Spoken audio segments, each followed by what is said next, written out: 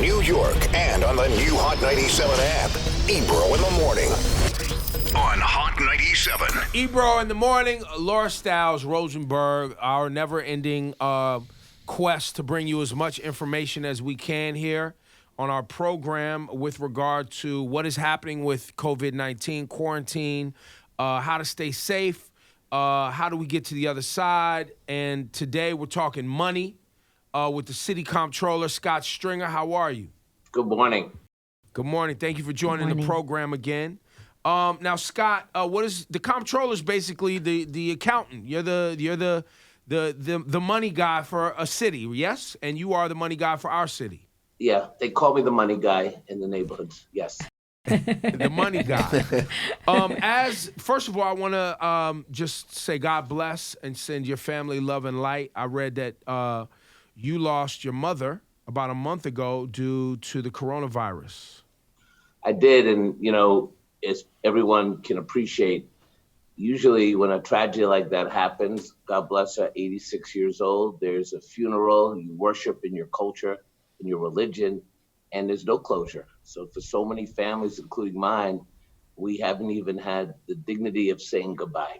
And I just can't imagine this playing out every single day around the country. And somebody's got to be held accountable to what went wrong. But that's probably a discussion for a different day. Yeah, I think right now everybody, we want to place blame, I think, because it makes us in the moment feel better, and it helps us place that anger and frustration somewhere. I think, right now everyone's just trying to figure out, okay, where's the other side? And when we get there, what actually will still be functioning, which is where money comes in. I've heard the mayor, de Blasio, basically, laying it on the line with the president saying, hey, Trump, what are you going to do? Are you going to send the money in for New York City? We've been hit the hardest. I've heard him say that over multiple days with regard to the city losing hundreds of millions of dollars due to this. What financially will New York City look like after this is all said and done? Well, this is the state of play right now. We estimate that we're down $6 to $10 billion in revenue, depending on how far you want to go. Broadway shut, cultural institutions are shut, small businesses are shut. You know the list. And that hurts the bottom line for the city. We have a $2 billion budget deficit projected between now and the end of June. But next budget, we could be down $6-7 billion. So first and foremost, we do need Washington to step up. The coronavirus epicenter is right here in the city of New York, which happens to be the financial capital of the world. But right now, these folks in Washington are not giving us the resources we need to get the job done. They are spending money in South Dakota, which has 40 cases of the coronavirus. Average person calculated at $1.3 million, where New York City with 35,000 cases, they're allocating $155,000 per person. So clearly Washington is playing their political games, but meanwhile, this virus knows no bounds. So based on those numbers, what you're saying is it's clear that the federal government is using money as a part of Trump's campaign for president, sending more money per case to states that may go in the favor of Donald Trump voting versus actually taking care of humans. Is that what you're saying? If you want to stop the virus, the first thing you do is you go to where it is. You don't go where it's going to be. You got to go fight it now to flatten the curve so it doesn't spread. So not only is Trump wrong from a health perspective, he's wrong from an economic perspective. I mean, listen, I've never been to South Dakota. I'm sure they're very nice people there. I mean, no disrespect. But at the end of the day, I want them all to move to New York City. But at the end of the day, we're fighting it here, and we need resources. We have to balance our budget. But we also have to think a little differently about this virus. When my mom was in a hospital in the Bronx, the doctors were telling me, folks are coming in here, not 86 years old, but they're 60 years old and 55 years old. People of color, African-American, Latino, people coming, getting coronavirus and dying because of underlying health conditions, diabetes, obesity. And when you overlay where we have allocated our priorities in New York City, it hasn't been to the Bronx. It hasn't been to communities Right. that are now being affected. So when we turn on the economy, we have to have a whole different conversation about how we deliver for people who truly are suffering disproportionate based on where they live, who they are. And that's something that we should not be proud of as a city governmentally, quite frankly. And what is that fall on the mayor? Who's that? Is that directly fall on de Blasio? That the areas that are hardest hit, that the areas that have institutionalized issues with regard to health and joblessness and asthma and obesity and food deserts and these other things, which are the Bronx, which are East New York and Flatbush and these other places and Elmhurst, Queens. These are these areas where we're hearing these horrific stories. Is that on de Blasio to make sure the money gets directly to those areas? Well, yeah, as you said, it's not time to play the blame game. But what I want to say is that we now have an opportunity to make things better. And that means we have to think about how we allocate health resources, how we help small businesses in communities of color, how we finally invest in women and minority-owned businesses. The city spends $20 billion on procuring services. We hire law firms, accounting firms, food vendors. Only 4.9% of those dollars go to women and minority-owned businesses. That's why I'm having webinars now for the community to see if they can access federal small business loans and loan forgiveness. And that's what we have to start saying to people, that we can't have a one-size-fits-all recovery, and we cannot ever again allow people to perish and languish in communities without trying to help. So look, spare me Tale of Two Cities right now. We got to come up with actual solutions. We can't keep clowning around over this. It's serious business. We need a city government that mobilizes, but we have to remember, at the end of the day, Wall Street will recover. The banks will recover. The big businesses will recover. The question is, can we bring back to life our communities? Where I grew up in Washington Heights on Dyckman Street, does that come back to life? Does Corona come back to life? Do parts of East New York come back to life? That is going to be the fundamental challenge facing the city. The $6 billion to $10 billion deficit that you just spoke about, the amount of money lost, excuse me. Give me, how much is our total city budget? But we lost $6 billion, so now we're down to the proposed budget now is $89 billion. So the mayor, recognizing the problem here, has reduced the spending in this budget by $6 billion. We don't have details as to what that means exactly. There has to be further negotiations on the budget, but this is a hit. But look, we went to the city council and the mayor and said, even at flush times, you got to save money, you got to put away money. And the savings that we had during the flush times in the last 7 years were too low. We're down to 8.9% of savings, meaning that if we have a budget of 90 billion plus, we were only saving 9% of that. It was woefully inadequate.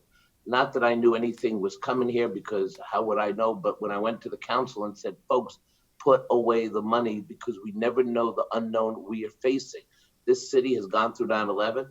This city went through the hurricane. This city went through the 2008 economic collapse. Bad things happen here. It's just the way of the world. And we do not have adequate reserves. We'll barely get through this budget. But without a stimulus package, I truly worry about the future economically of the budget and the city services, and all hands on deck now. You put aside a proposal for a victims fund. Explain what that's about. So after 9/11, when the police and firefighters and emergency service workers, construction workers went to the pile, a lot of these folks went into the building that day. They never came out, and they died, and their families were not provided for. And that's why we wisely established a victims compensation fund. It took years to get it right, lawyering back and forth, added Zadroga bills for ongoing health issues. And rather than wait a day, it is clear that as we allocate trillions of dollars in stimulus money, we must set up a victims compensation fund now and add to the heroes and I include the nurses, the transit workers, the emergency service, police and fire. I also include the grocery workers. You know, how are people eating? Well, someone's knocking on the door, leaving a package outside your house. The guy has a mask. You don't know his name. You're never going to meet him. I don't know the hero who went to my mom's house and took her by ambulance. I never be able to say thank you. But what we have to do is put aside money so their families will be taken care of in the event that they die. In Ebro, they are dying. Right. We've lost 50 teachers. We've lost 80, if I got it right, 80 transit workers. This, unfortunately, is the beginning. So we set aside $7 billion, which sounds like a lot of money for 9/11. We're going to need more, but when you think about big numbers like trillions of dollars, setting aside some of that money for frontline workers who already struggled economically, someone's got to take care of that son or daughter. Someone's got to take care of that family member. And we should start doing it now and be proud that we're doing it now. And in an atmosphere where we've heard from people who have said that, you know, they work for police or the fire department or they're essential worker at a hospital, that they were told to show up to work, even if they had small signs of the coronavirus. They were told, put on your mask and get in here and dig in, you know, regardless. And in those scenarios where potentially individuals got sick and died, somebody needs to be held accountable for that, because it's not these people's fault that we as a city and a society were not prepared. Yeah. No, that's exactly, I couldn't agree with you more. And the good news in a bad tragedy is we've seen this before, so we know how to create a national victims compensation fund. It's not just going to be for New York City, but it's going to be for people all over the United States. We cannot leave people on the edge of homelessness, their families on the edge of homelessness, and destroying the lives of their children just because, as you said, their boss said, come into work. Look, I was the first one to close down my office, 780 employees. We turned the switch. We had done these drills for years. We turned the lights off. There were people saying, where's he going? When was that? At the beginning, in March, or very beginning. And it was controversial. People forget. And my decision was, well, if we're really going to reduce the spread, we got to telecommute. We're going to have to do it this way. You know, it was the best decision I ever made, because we ended up having corona cases, but there was no spread because no one was in the municipal building.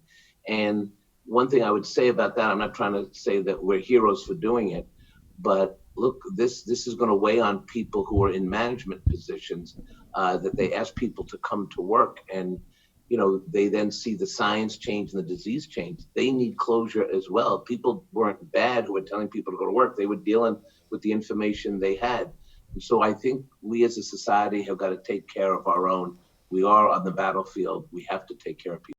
So, Scott, I was going to ask you in that lane, there has been some conversation around the date at which the city shut down and the state shut down. And even though we've been at the forefront and it's the epicenter, there are those who feel that we also shut down 3 or 4 days too late and that the level of spread was made much worse as a result.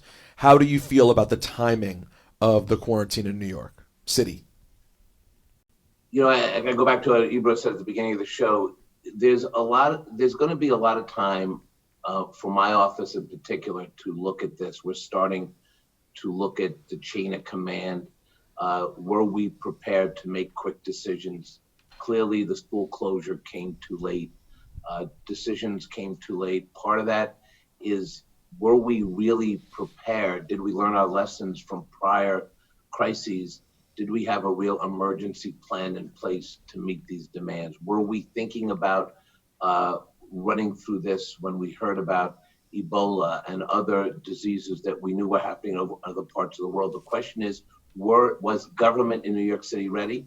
And what do you mean by ready? It's not just this administration, but previous administrations. Did we create a chain of command that could make those quick decisions? I don't think it's a time and place today without knowledge and fact. But the reason we have to figure that out is because, unfortunately, in our lifetime, we're going to see another episodic event, whether it's a weather event, a disease, God forbid, an attack. And I think the lesson for everyone is quick decisions save lives. A plan saves lives, no question. Scott, can you talk about the importance of supporting and helping out correctional facilities right now? Well, this is where people get all, I don't know, get all messed up. But here's the bottom line: is this the disease is in the correctional facilities, and because of a lack of social distancing, that is a place that could literally catch fire. So I do think we have to move resources in for testing and making sure that the inmates, by the way, many of them who are just awaiting trial, they've been convicted of nothing. We have to make sure that they're safe and protected. We got to remove the people who are there for technical violations, get them into safe harbor, because again, what is going to win this day right now is not a vaccine. It may not even be a some sort of medicine, but right now the one way we can change the face of this disease is by doing the social distancing and bringing down the curve. And what people have to recognize is they see the curve going down a little bit, right? That's what the governor is saying. People have to remind themselves about climbing Mount Everest. People climb Mount Everest and people lose their lives doing it. But more people lose their lives coming down from Mount Everest, right?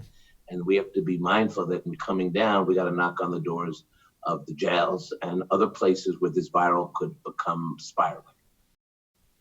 Scott Stringer, he's the comptroller. Are you still running for mayor?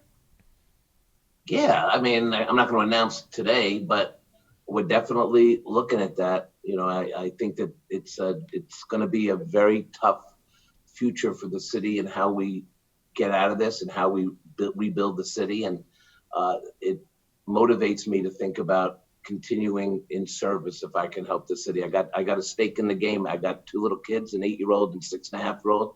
I'm an older dad, but I look at them every day and say, I'm not leaving this to them. We owe our kids a better future for the city. So if I can help play a role in that, how could you say no? Well, you've seen how the money moves in this city, so clearly you have some insight on how to wisely help us recover as well as plan for the future. So we'll talk to you more about that when the time's appropriate. Thank you. Thanks, Scott. Be safe, everybody. Thank You you, too. Scott. Scott